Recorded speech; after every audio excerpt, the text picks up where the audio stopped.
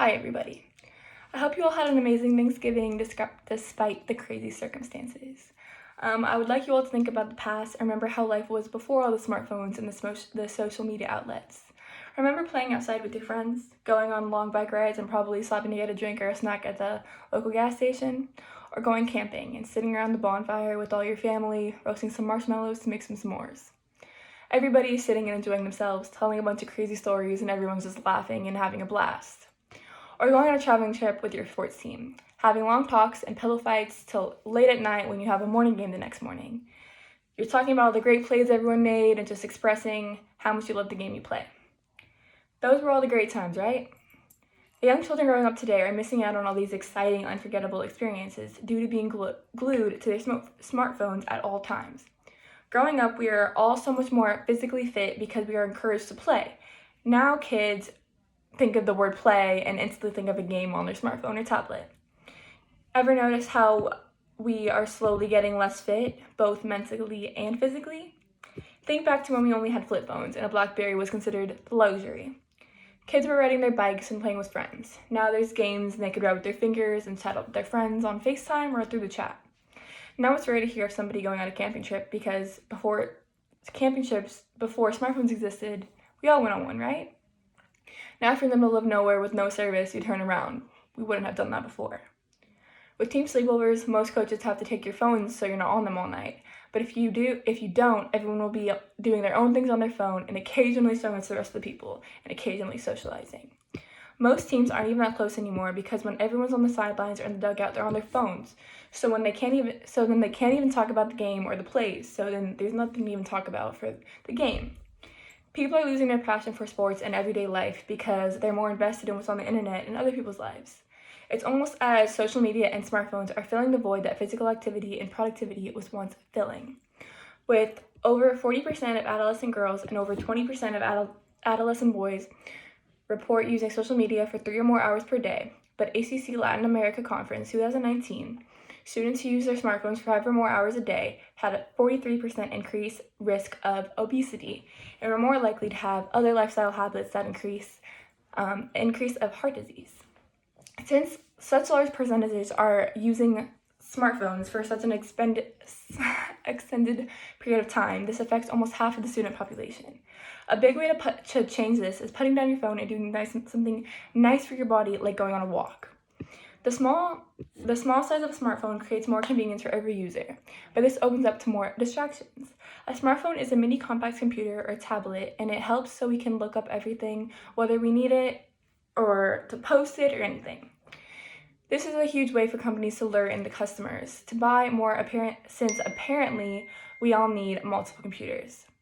In 2018, 95% of the US population owned a cell phone, and 77% of the cell phones were smartphones, according to the International Journal of Bipolar Disorders. Social interaction is completely different than what it used to be because of smartphones. Now people are sitting on their smartphones instead of interacting with real people. Most people are on their smartphones at the dinner table instead of speaking with their families, so they don't have as good a relationship with their family.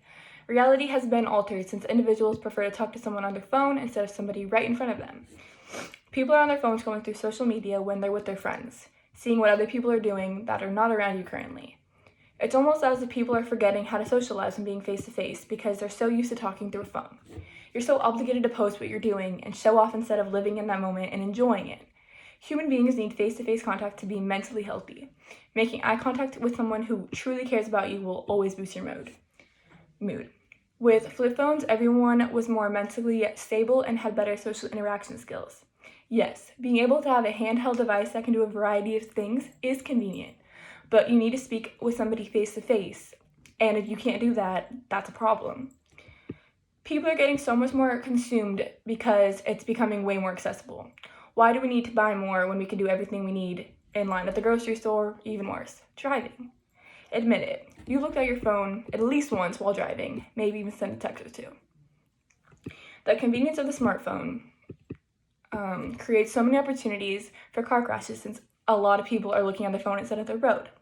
Well, according to the National Safety Council, cell phone use while driving leads to 1.6 million car crashes each year, with nearly 390,000 injured occur each year from accidents caused by texting and driving, and 1 in 4 car crashes in the US are caused by texting and driving. Every second counts, but that one text is more important, right? Another perspective of this is people are able to look up anything they need at any time, so this leads to more cheating in school. People are less qualified for their occupations since the internet has created more outlets to cheat.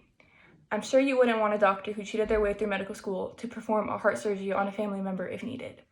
Personally, I believe the decline in mental health is enough to make a switch from a smartphone to a flip phone. Mental health is nearly at an all-time low due to the corrupt devices that have taken over. Child suicide rates increased by up to 150%, and self-harm by girls ages 10 to 14 nearly tripled. These patterns point to social media, according to eTactics. Cyberbullying has become a huge issue, according to eTactics, and approximately 59% of US teens have experienced cyberbullying or some kind of online harassment. Fear of missing out has also become a huge problem since you can see what others are doing at all times. This obligates you to want to check your phone more frequently because you don't want to miss out on everything or anything important to you.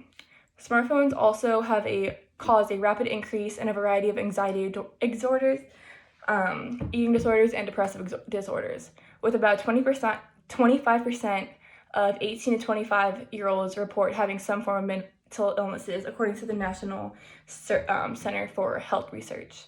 The mental health of this generation is for sure declining day by day.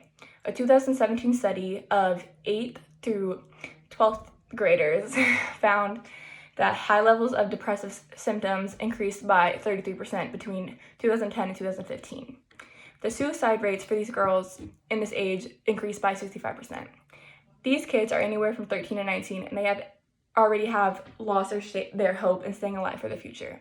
In another 2015 study from Computers and Human Behavior, researchers found that people who already experience depression and anxiety often turn to their phones or other information communication technologies as a tool to avoid their problems. But their phones are most likely the reason for why they're so stressed all the time. A huge factor to the decline in mental health has to do with the change in people's sleep schedule. People are on their phones all night instead of sleeping through the night. Sleep plays a huge role in how you feel throughout the day. More sleep means you feel less sick often, reduce stress, and improve mood. Lower risk for serious health problems, think clearly and perform better in school, and etc. When you're on the phone throughout the night, your body won't react the way you want it to. The light on your smartphone disrupts your sleep, and that is why people recommend that you put your phone down an hour before bed so your body can relax because your eyes are constantly being strained from looking at the screen. Flip phones are so much more simpler, and all you need to do is hold a button to call somebody important. Lack of sleep also increases your chance for anxiety and depression. Now, there's also a few really small factors to why flip phones are better, like the affordability, longer battery life, more user-friendly, easier to learn, as well as much faster to call somebody in case of an emergency. But it gets the job done. I believe abandoning smartphones will help us restore ourselves as people in every way, but most importantly, physically and emotionally. The inconvenience is way better than all the disadvantages from smartphones. Thank you. Have a great rest of your day or night.